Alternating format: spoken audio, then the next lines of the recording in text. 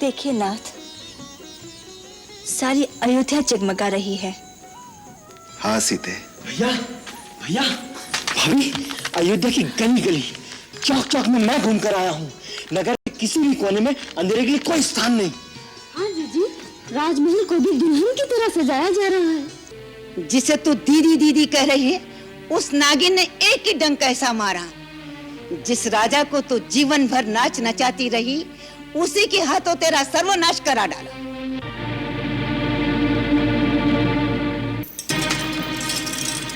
मैं महाराज के दर्शन करना चाहती हूँ इसी समय। इस समय किसी को अंदर जाने की आज्ञा नहीं है। महारानी के कई का विशेष संदेश है।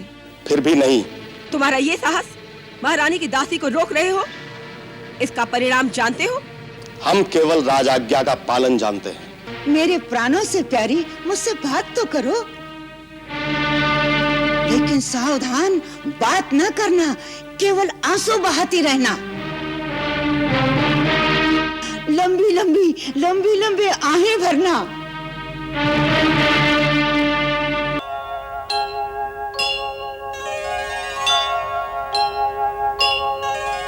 सावधान, सावधान, अयोध्यापति सूर्यवंशी राजा रामचंद्र पधार रहे हैं। राजा? राजा राम? हाँ, राजा रामचंद्र जी। लो, वो आ गए। आर्य, ये लक्ष्मण भैया क्या कह रहे हैं? हाँ देवी, महाराज की आज्ञा है कि कल सूर्योदय के पश्चात पुष्य नक्षत्र में श्री रामचंद्र जी का राज अभिषेक किया जाएगा। महारानी सीता को उनकी वाम भाग में राज सिंहासन पर विराजमान किया जाए। परंतु ये सब इतनी जल्दी क्यों? हाँ सीते, मैं भी यही सोचता हूँ, इतनी जल्दी क्यों? मुझे ये सब उचित नहीं लग रहा। इसमें अनुचित क्या है भैया? प्रथम तो ये कि हम चारों भाई एक साथ जन्मे, बड़े हुए, एक साथ हमारे विवाह हुए, फिर ये राज्याभिषेक केवल एक भाई का क्यों? क्योंकि राज्य की यही परंपरा है, ज्येष्ठ भ्राता ही राज्य का उत्तराधिकारी होता है। दूसरी बात ये कि भरत और शत्रुघ्न यहां नहीं है, उनके बिना ये उत्सव हमें नहीं भाता। कोई उमंग, कोई उत्साह मन में नहीं है। उत्साह और उमंग तो जनता के मन में जो उमड़ रही है वह देखने योग्य है। जहां जहां डोंडी पीटी जाती है वहां लोग खुशी से पागल हुए जा रहे हैं। कुलगुरु महर्षि वशिष्ठ की आज्ञा से और समस्त प्रजाजनों की सम्मति से श्री दशरथ जी कल अपने ज्येष्ठ पुत्र श्री रामचंद्र जी का राज्याभिषेक करेंगे।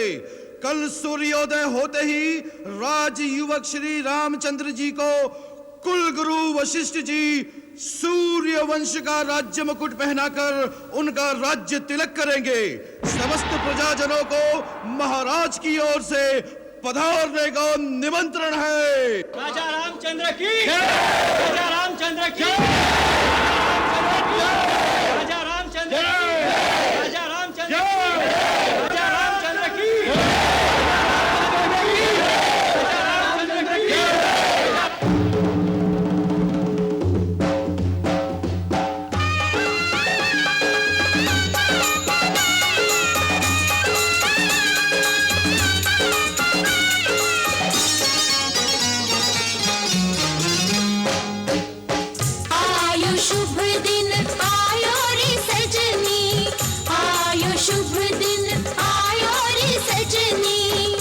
घर बजत बधैया अवध में, घर घर बजत बधैया अवध में, चौदिसी आनंद छायो रे सजनी।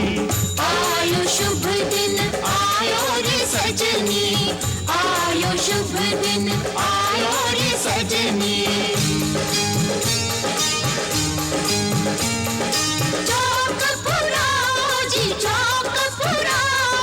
दिवला जराओ जी, दिवला जराओ, फुलवाला रे फुलवाला, स्वर्ग से सुंदर अयोध्या सजाओ, स्वर्ग से सुंदर अयोध्या सजाओ।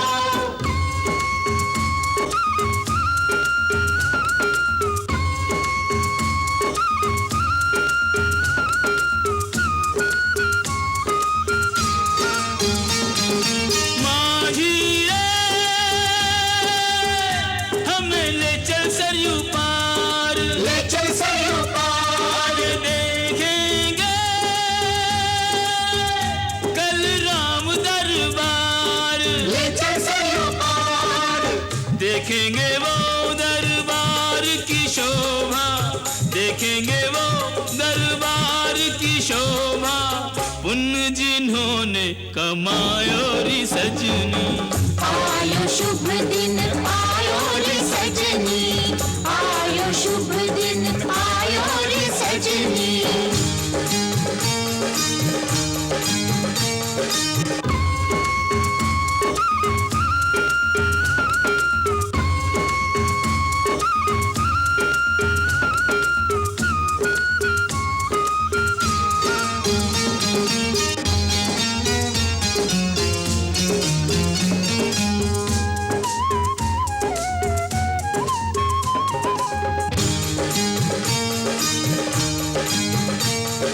हम श्री राम से भेंट करेंगे, मस्तक उन चरणों में धरेंगे। रघुबर सबकी पीर हरेंगे, राम जी सबकी झोली भरेंगे। राम जी सबकी झोली भरेंगे।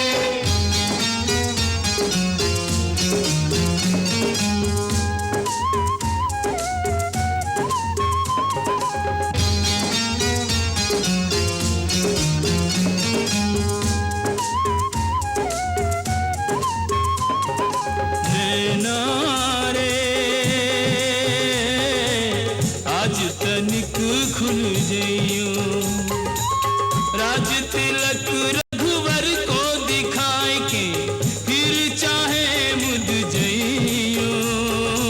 नैना रे आज तनिक खुल जइयो। आज की रैन कटे नहीं काटे, आज की रैन कटे नहीं काटे।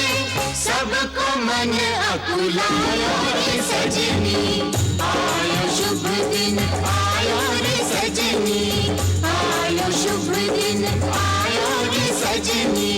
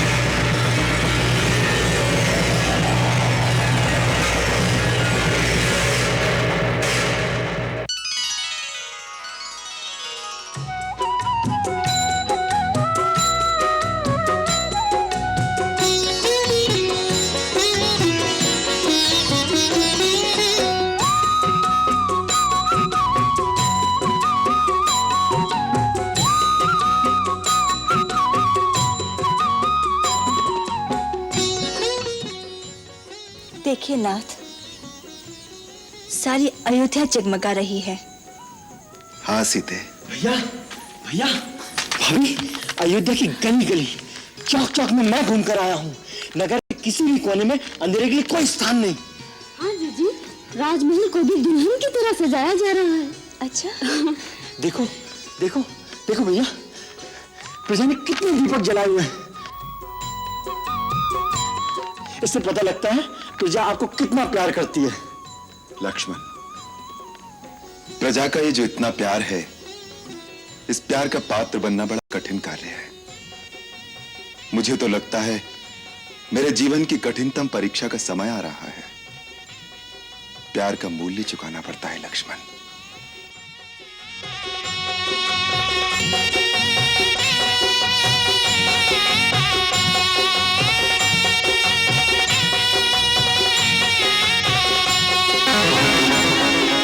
अरे कुबड़ी, दिखता नहीं है क्या? आंखें भी फूट गई हैं, अमंगल करने सामने आ गई। ज्यादा बोलोगी तो फूल उड़ जाओगी। अरे कुबड़ी क्यों भभक रही है? आज तो हंसी और खुशी का दिन है। काय की खुशी, काय की खुशी? अरे बुढ़िया, आज हमारे राम राजा बनेंगे, राजा। अरे चल, ये तो रोती ही रहेगी। राम राजा बनेगा? अरे यही तो दुखड़ा है। सांप लौट रहा है छाती पर सांप।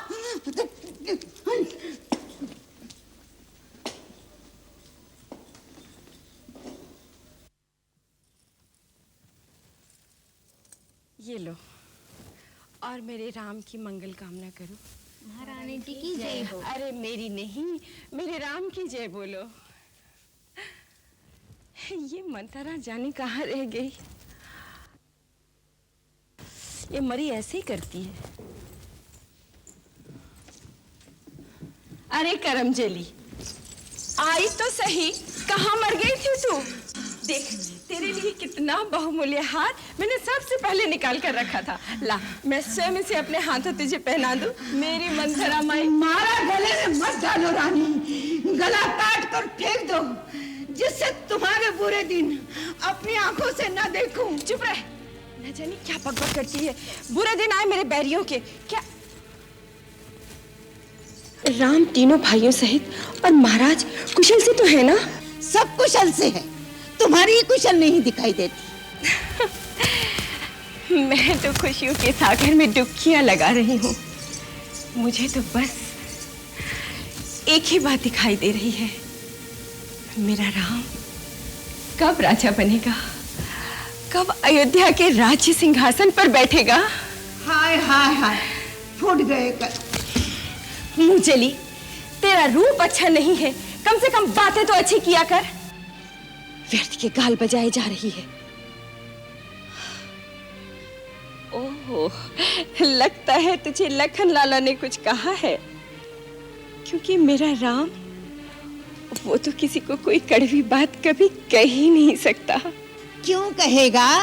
सबसे मीठा रहकर ही तो सारी अयोध्या का राज हड़प कर जाएगा। करमजली, तेरी जीभ खिंचवा लूंगी, समझी?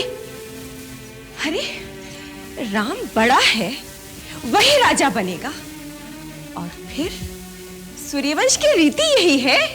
उस रीति का परिणाम भी सोचा है कभी? राजा बनेगा राम और भरत बनेगा दास, और तुम बनोगी दासी। अरे कुटिल बुद्धि, उफ उफ। अरे राम के लिए तेरे मन में ऐसा कोई विचार आया कहां से? मेरा राम अपनी जननी कौशल्या से अधिक मुझे स्नेह करता है, और अपने छोटे भाइयों को अपने प्राणों से अधिक प्यार करता है। तेरी तो बुद्धि मारी गई है। बुद्धि मेरी मारी गई है या तुम्हारी? रानी, वो दिन भूल जाओ जब राम तुम्हारे स्नेह का स्वांग करता था, भरत को प्राणों से ज्यादा प्यार का ढोंग बताता था। अब तो भरत के प्राणों की चिंता करो। भरत राम के रास्ते का कांटा है, उसको हटाने के लिए ना जाने राम कैसे कैसे षड्यंत्र रचेगा। हे प्रभु, मेरे भरत की रक्षा करो, मेरे भरत की रक्षा करो प्रभु। मेरे भरत की रक्षा करो। मंथरा, चुप हो जा, चुप हो जा। ये कैसा विष घोल रही है मंथरा? तू ये कैसा विष घोल रही है? विष और अमृत की पहचान तुझे होती तो आज ये दिन ना आता। तू समझती रही कि राजा तेरा गुलाम है, पर उस कपटी के मन का कपट नहीं देखा तूने। पहले तो भरत को ननियाल भिजवा दी, और फिर राम के राज तिलक की तैयारी चटपट कर डाली। नहीं मंथरा, नहीं, जा चली जा यहाँ से। इस प्रकार मुझे मत बहका। इतने बड़े कुचक्र, ऐसे घोर षड्यंत्र की मैं कल्पना भी नहीं कर सकती। ऐसी कुटिल कुमति तुझ में किसने भर दी है? ऐसा व्यर्थ का प्रलाप मत कर मंथरा, मत कर। एक बात बता, इस तरह से आग लगाने में तेरा क्या लाभ होगा? मेरा लाभ? संसार में सभी स्वार्थी नहीं होते, हितैषी भी होते हैं। मैंने बचपन से तुम्हें गोद में पाला है, एक कोमल फूल के समान संभाल संभाल के रखा है। उस फूल को कोई पत्थर पे रख के पांव से कुचलने लगे तो मेरा कलेजा नहीं फटेगा क्या? इसी दुख के मारे कह रही हूं। मेरा क्या? तेरा पुत्र राजा बने या कौशल्या का, मैं तो रानी बनने वाली नहीं है। पर तू राजा की चहेती रानी बनकर अकड़ रही है ना, तू दासी बन जाएगी, मेरी तरह दासी। दासी? किस में साहस है मुझे दासी बनाने का? किसकी दासी बनूंगी मैं? अपनी सौत की। वो तुझसे अपने चरण धुलवाएगी। चरण? दीदी नहीं,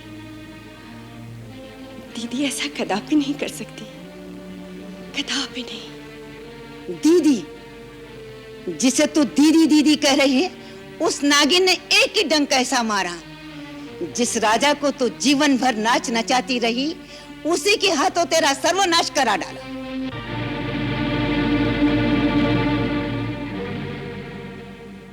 राम के राज तिलक की घोषणा से पहले राजा ने इस बात की तेरे कान पे भनक भी पड़ने दी।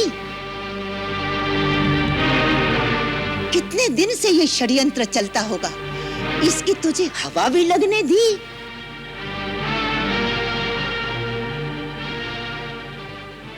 मेरी भोली रानी, तू सौत का विष नहीं जानती। सौत मिट्टी की भी हो, वो भी जहरीली नागन होती है। कभी कभी कोई स्वार्थ हृदय में ऐसी अगन लगाए, धर्म न्याय कर्तव्य उचित अनुचित सब कुछ खो जाए। दुनिया की कोई भी नारी सौतन सह ना पाए,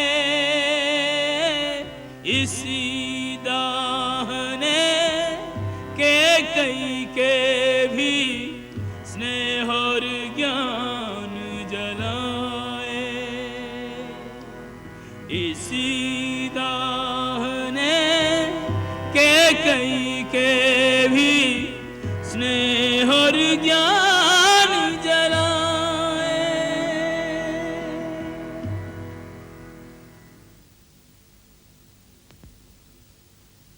नहीं,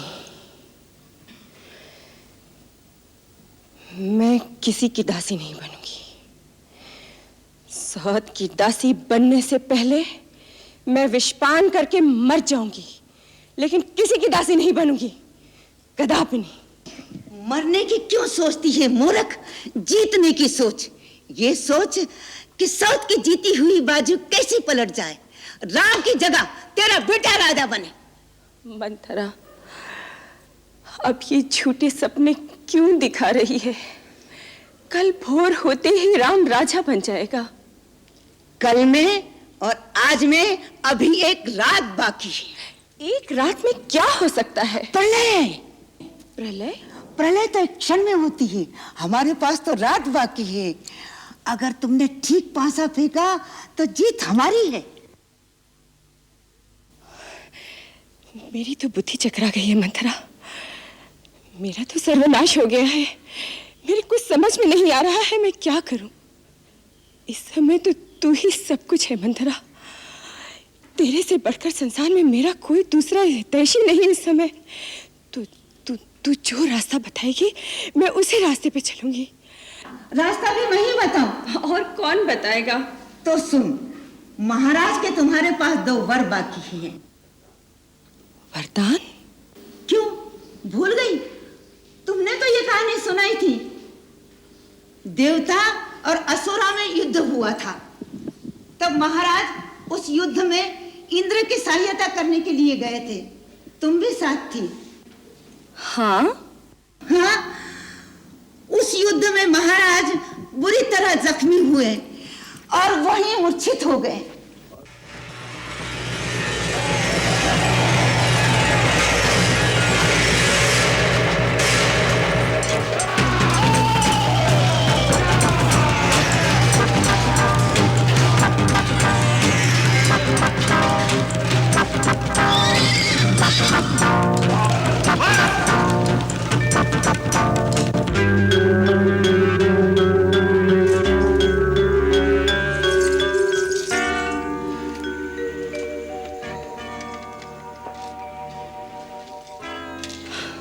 महाराज, महाराज, आंखें खोलिए। तब तुम रथ को वहां से बड़ी कुशलता से निकाल कर लाई थी और महाराज के प्राण बचाए थे। राजा के शरीर में लगे हुए तीर तुमने निकाले थे और उनके प्राणों की रक्षा की थी। और तब राजा ने प्रसन्न होकर कहा, मेरी रानी, मैं तुम्हें 2 वरदान देता हूं, मांग लो क्या मांगना है। तुमने कहा था फिर कभी मांग लूंगी। वो 2 वरदान मांगने का समय आ गया है, जिससे अपना काम बन जाएगा। अच्छा, तुम्हारी पहली मांग रहेगी राम के जगह भरत का राज तिलक। वाह मंथरा, वाह, तेरे मुंह में घी शक्कर। और दूसरे में राम को 14 वर्ष का वनवास। राम को वनवास? परंतु राम को वनवास क्यों? पिघल गई ना। मंथरा, रूठ मत, मैं तो बड़ी नासमझ हूँ। मुझे समझाकर कहना, अवश्य ही इसमें कोई अच्छी बात होगी। ये मोह ममता का समय नहीं, कूटनीति का समय है। राम ने अयोध्या की प्रजा पर भी अपना जादू डाल रखा है। वो राम को लेकर विद्रोह कर सकते हैं। उस प्रजा को अपने वश में करने के लिए कुछ वर्ष लगेंगे कि नहीं? बोल, लगेंगे ना? 14 वर्ष में भरत राम की जगह अवध में अपना सिक्का जमा लेगा। बस बुला महाराज को इसी समय, बदल दे समय के धारा को, जीत ले बाजी।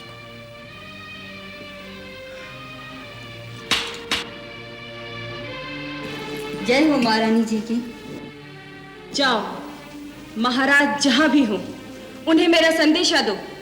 महारानी कैकेयी ने इसी क्षण अपने भवन में बुलाया है। जाओ। जो आगे।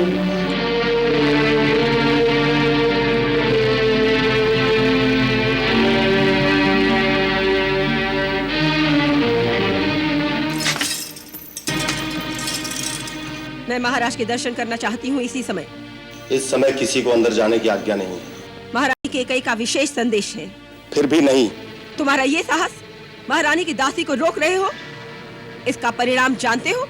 हम केवल राज आज्ञा का पालन जानते हैं। महाराज से निवेदन कर देना कि छोटी महारानी शीघ्र मिलना चाहती हैं।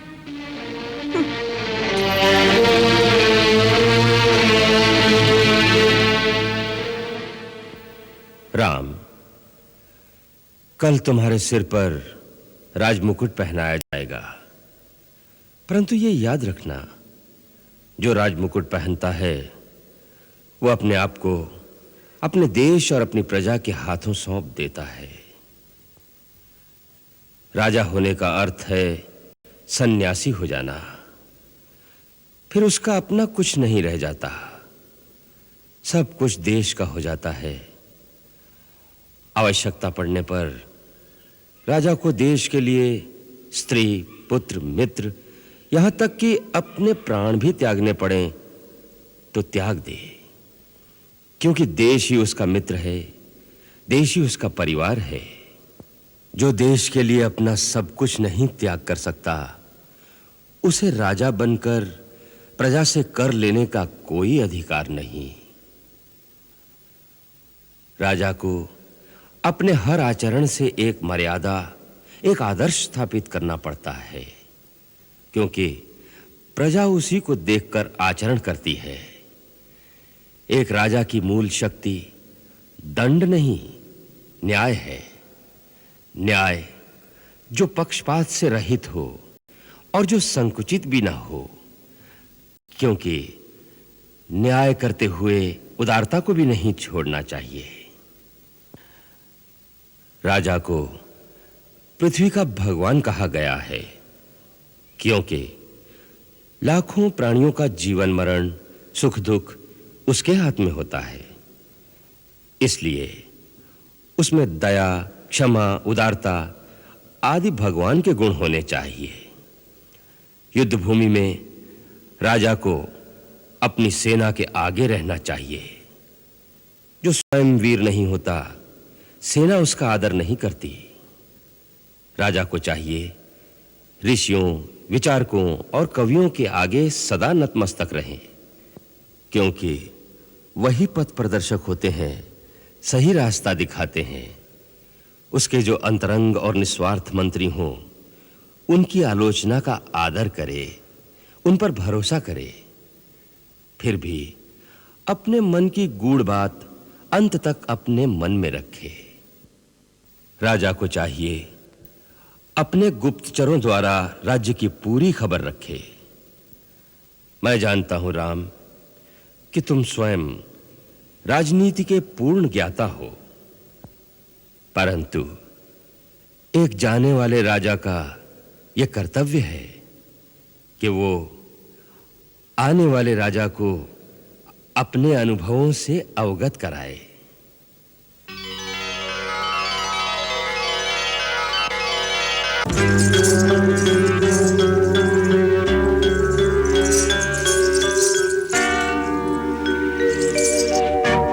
देख लिया, महारानी कई का संदेशा होते हुए भी दासी को महाराज के पास नहीं जाने दिया।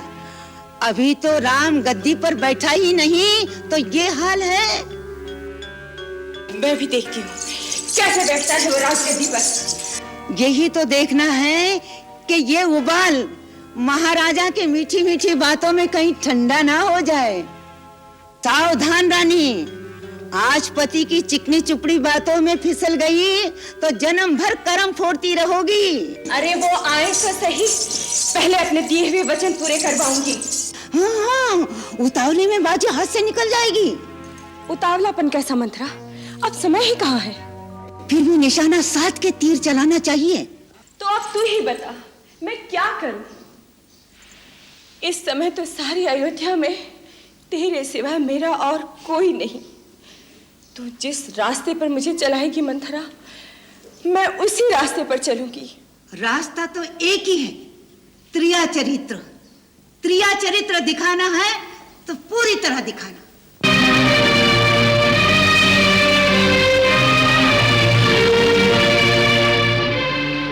सबसे पहले तो तू ये अपना साज श्रृंगार उतार कर फेंक दे, निकाल दे ये गहने सब। चली जा सीधी को भवन में। जल से निकली मछली की तरह धरती पर तड़पती रहना। रो रो के आंखें सुझा लो, भले ही झूठे आंसू हो। फिर उससे क्या होगा? तुम्हें इस बुरी हालत में देख के महाराज के होश उड़ जाएंगे। फिर वो तेरी मिन्नत करेंगे, तेरे पैरों पड़ेंगे। रानी, तेरी ये दशा क्यों है? तेरी ये हालत क्यों है रानी? अरे मेरे प्राणों से प्यारी, मुझसे बात तो करो। लेकिन सावधान, बात न करना, केवल आंसू बहाती रहना। लंबी लंबी आहें भरना। लेकिन प्राणनाथ को किसी बात का उत्तर मत देना। फिर मैं वो दोनों वर कब मांगूंगी? अरे बताती हूँ ना। देख, पहले ले लेना, राम की सौगंध उठवा लेना, फिर मन की बात कहना। राम की सौगंध जब तक ना उठाए अपनी मांग कदापि ना कहना। भूलना मत, याद रखना।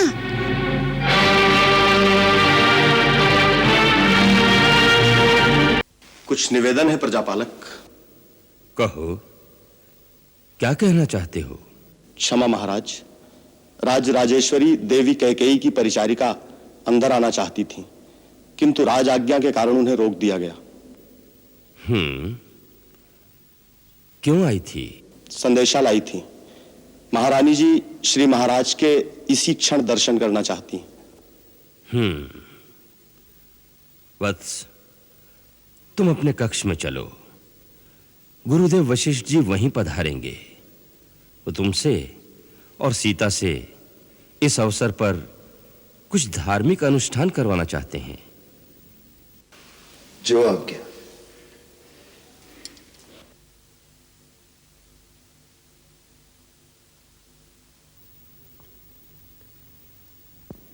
देवी कैकेयी, मंथरा, मंथरा, मंथरा, मंथरा। जय हो महाराज। देवी कैकेयी दिखाई नहीं देती, कहाँ है वो? महारानी जी को भवन में चली गई हैं।